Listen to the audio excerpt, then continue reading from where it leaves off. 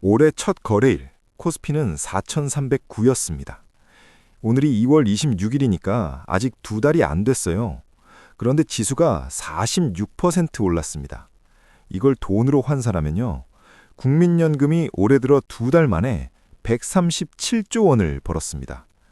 매일경제 단독 보도 기준으로 기금 규모가 1,473조에서 1,600조를 넘어선 거예요.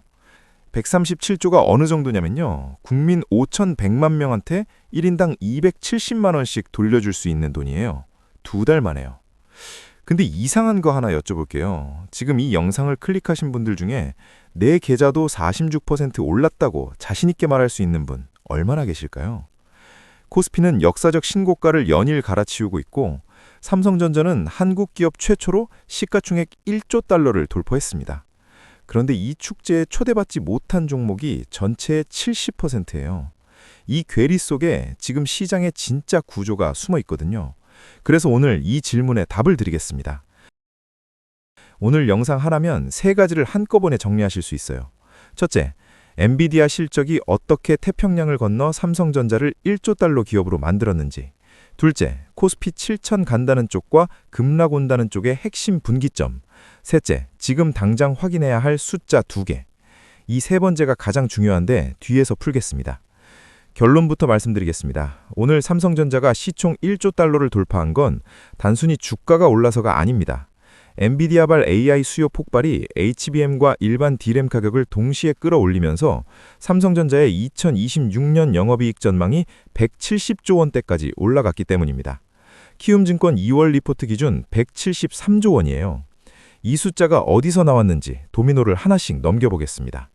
간밤에 엔비디아가 실적을 발표했어요. 4분기 매출 681억 달러, 한화 약 98조 원. 월가 예상보다 높았고 전년 대비 73% 뛰었습니다. 근데 시장이 진짜 열광한 건 실적 자체가 아니에요. 다음 분기 매출 가이던스를 780억 달러로 제시한 겁니다. 시장 기대보다 7% 이상 높은 숫자. 쉽게 말하면 지금도 잘 벌지만 앞으로 더 잘 벌겠다고 회사가 직접 선언한 거예요. 이게 왜 중요하냐면요. 올해 초부터 AI 투자가 과열 아니냐는 거품론이 계속 나왔잖아요. 이번 실적이 그 논쟁에 쐐기를 박았습니다. AI 투자가 실제로 돈이 되는 구조가 만들어지고 있다는 걸 숫자로 증명해버린 거거든요. 자, 도미노 첫 번째가 넘어집니다. 엔비디아가 AI 칩을 더 많이 만들려면 HBM이라는 특수한 메모리 반도체가 필요해요. AI 칩이 두뇌라면 HBM은 그 두뇌가 쓰는 책상이에요. 책상이 크고 빨라야 두뇌가 성능을 발휘하거든요. 이 HBM을 세계에서 만들 수 있는 곳이 사실상 세 곳뿐이에요. 삼성전자, SK하이닉스, 미국의 마이크론. 엔비디아가 더 많이 만든다는 건 HBM 주문서가 두꺼워진다는 뜻이죠. 도미노 두 번째입니다. 여기까지 들으시면 HBM 잘 팔리니까 좋겠네 하실 텐데요. 잠깐요. 이 도미노에는 대부분이 놓치는 세 번째 블록이 숨어 있습니다. HBM을 만들려면 일반 D램 생산 라인을 돌려서 써야 해요. 한정된 공장에서 HBM 비중을 늘리면 일반 D램 생산량이 줄어들 수밖에 없습니다. 그 결과요. 트렌드포스에 따르면 올해 1분기 범용 D램 가격이 전분기 대비 무려 90에서 95% 상승할 전망입니다. 반도체 가격이 한 분기 만에 거의 2배가 되는 거예요. 그리고 이 공급 부족이 2027년까지 이어질 거라는 분석도 나와요. 부르는 게 값인 시대가 된 겁니다. HBM도 비싸게 팔리고 일반 D램도 비싸게 팔리니까 삼성전자 반도체 산업 전체가 폭발하는 겁니다. 173조 영업이익이 여기서 나오는 거예요. 하루에 약 4,700억 원을 벌어들이는 셈인데 직장인 월급 300만 원 기준 하루에 15만 명분의 연봉이에요. 이 실적 전망이 주가를 밀어 올려서 오늘 삼성전자 종가 21만 8천 원, 시가총액 1조 달러를 넘었습니다. 한화 약 1,460조 원, 글로벌 12위, 월마트, 일라일일리를 제치고 올라선 겁니다. 자, 여기서 이 숫자만 보면 와, 대한민국 주식시장 황금기다 싶잖아요. 근데요, 이 축제를 뒤집어 보면 좀 다른 풍경이 보입니다. 한겨레 보도에 따르면 올해 코스피 시가총액 증가분의 66%를 삼성전자와 SK하이닉스 단 두 종목이 만들어냈습니다. 66%요. 나머지 수백 개 종목이 합쳐서 34%밖에 기여를 못한 거예요. 코스피 상장사 중 PBR 1배 미만, 쉽게 말하면 회사를 당장 문 닫고 자산을 팔아도 지금 주가보다 더 받을 수 있는 기업이 여전히 70% 가까이 됩니다. 이게 뭘 의미하냐면요. 지금 코스피 6,300이라는 숫자는 반에서 2명이 100점을 맞아서 반 평균이 90점으로 올라간 것과 같은 거예요. 나머지 30명은 60점대인데 반 평균만 보고 우리 반 성적 좋다 하는 상황이죠. 그리고 여기서 정말 무서운 데이터 하나. 골드만삭스도 최근 리포트에서 지적했는데 한국 증시의 예상 수익 성장률 중 약 60%가 반도체 한 산업에서 나온다고 분석했어요. JP모건도 코스피 목표를 7,500까지 올렸지만 전제 조건이 반도체 업황 지속이었습니다. 그러니까 통념은 이거예요. 코스피 6,300이면 한국 주식시장 전체가 좋은 거다. 실제는요, 삼성전자와 SK하이닉스라는 두 개의 기둥이 지수를 떠받치고 있는 구조예요. 좋게 보면 반도체 슈퍼사이클의 힘, 나쁘게 보면 기둥 하나 흔들리면 건물 전체가 위험한 구조입니다. 근데 이렇게만 말씀드리면 그래서 오르는 거야 빠지는 거야가 안 보이잖아요. 그래서 이 기둥이 얼마나 튼튼한지를 들여다보겠습니다. 삼성전자의 2026년 예상 PE야 주가 수익률이 하나증권 기준으로 7.6배입니다. 이게 뭐냐면 회사를 통째로 사면 7에서 8년이면 투자금을 회수한다는 뜻이에요. 엔비디아 미래 PER이 24배, S&P 500 평균이 21배를 넘는다는 걸 생각하면 삼성전자는 세계 반도체 빅3임에도 불려고 밸류에이션이 확실히 낮은 상태예요. 이게 낙관론의 뼈대입니다. KB증권은 코스피 상단 7,500까지도 가능하다고 봤고요. 하지만 이 전제에는 조건이 붙어요. PER 7.6배가 유효하려면 173조 영업이익이 실제로 나와야 합니다. 만약 D램 사이클이 꺾이면 이익 전망이 내려가고 그러면 PER이 갑자기 높아져요.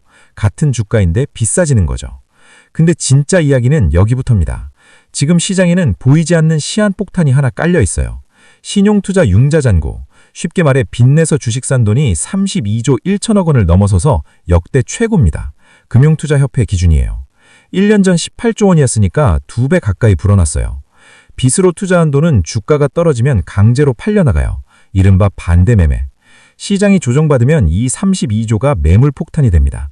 높은 파도에서 서핑하는데 구명조끼 없이 탄거해요. 자, 그러면 지금 시장에서 무엇을 해야 하고 무엇을 하면 안 되는지 핵심만 정리합니다. 먼저 절대 하면 안 되는 것. FOMO, 나만 못하고 있다는 공포에 휩쓸려서 신용융자로 반도체 한 섹터에 올인하는 겁니다. 본인 계좌에 신용융자가 있다면 지금 바로 MTS에서 신용잔고 조회를 눌러서 담보 유지 비율을 확인하세요. 160% 이하라면 이 시장에서 가장 위험한 자리에 앉아 계신 겁니다. 두 번째, 내 포트폴리오에서 반도체 비중을 확인하세요. 증권사 앱 업종별 비중에서 삼성전자, SK하이닉스, 반도체 ETF 합산이 50%를 넘고 있다면 한 바구니의 달걀을 너무 많이 담은 상태예요. 50% 넘으면 추가 매수를 멈추고 현재 비중 유지만으로도 리스크를 줄일 수 있어요. 반대로 30% 미만이라면 시장 상승에 올라타지 못한 상태일 수 있으니 소액 분할 매수를 시작하는 것도 방법이고요. 그리고 아까 말씀드린 핵심 변수, D램 가격 추이를 직접 추적하실 수 있습니다. D램 엑스체인지에서 DDR5 고정 거래 가격을 찾으시면 돼요. 이 가격이 분기 대비 상승을 유지하면 사이클이 살아있는 거고 두 분기 연속 하락 전환하면 사이클이 꺾이기 시작하는 신호입니다. 그때 반도체 비중을 5에서 10%포인트 줄이고 현금 비중을 높이면 됩니다. 마지막으로 많은 분이 놓치는 건데요. 지수를 따라가고 싶지만 개별 종목 리스크는 줄이고 싶다 하시면 코스피 200 인덱스 ETF를 활용하는 방법이 있어요. 현재 이 ETF에서 삼성전자 비중이 약 32%, SK하이닉스가 약 18%라 두 종목의 상승을 일부 담으면서도 나머지 종목으로 분산됩니다. 다만 이 전략도 결국 반도체 비중이 50%에 가깝다는 건 기억하셔야 한다는 점 기억하세요. 자, 이제 영상 처음 드렸던 질문으로 돌아가겠습니다. 삼성전자 22만 원 아직도 쌀까요? 이 질문에 대한 답은 조건에 따라 완전히 달라집니다. PER 7.6배라는 밸류에이션만 보면 아직 저평가 구간 맞아요. 하지만 이 숫자는 173조 영업이익이 실현된다는 전제 아래서만 유효합니다. D램 사이클 상승이 유지되면 7천 이상도 갈 수 있어요. 하지만 중국 업체 증설이 예상보다 빨라지거나 AI 투자 속도가 주춤하면 이익 전망이 꺾이고 두 기둥으로 버티던 지수가 한꺼번에 무너질 수 있습니다. 그래서 오늘 드린 핵심을 한 문장으로 정리합니다. 마지막으로 자기진단 질문 3개만 드리겠습니다. 하나, 내 포트폴리오에서 반도체 비중이 몇 %인지 정확한 숫자를 알고 있나요? 둘, 내 투자금 중에 신용융자 기율은 어느 정도이고 주가가 20% 빠지면 내 계좌에 무슨 일이 벌어지는지 계산해 보셨나요? 셋, 지금 투자를 결정하는 동기가 분석에 기반한 확신인가 아니면 나만 못하고 있다는 불안감인가요? 이 질문에 명확한 답이 안 나오신다면 시장이 빠르게 오를 때일수록 한 발 뒤에서 내 계좌 건강 상태부터 점검하는 게 결국 가장 큰 수익을 지켜주는 행동이에요. 이 채널에서 늘 드리는 말씀인데요. 시장을 이기는 방법은 시장보다 빠르게 움직이는 게 아니라 돈이 움직이는 구조를 먼저 읽는 겁니다. 오늘 드린 정보는 특정 종목의 매수나 매도를 추천하는 것이 절대 아닙니다. 투자의 판단과 책임은 항상 본인에게 있다는 점 기억해 주세요. 영상이 도움이 되셨다면 좋아요와 구독 한 번만 부탁드립니다. 그리고 댓글로 하나만 알려주세요. 여러분의 포트폴리오에서 반도체 비중이 지금 몇 %인가요? 10% 미만이다, 30% 정도다, 50% 넘는다. 솔직하게 남겨주시면 다음 영상에서 비중별 전략을 더 구체적으로 다뤄보겠습니다. 주도주 레이더, 오늘도 구조를 먼저 읽었습니다. 다음 영상에서 뵙겠습니다.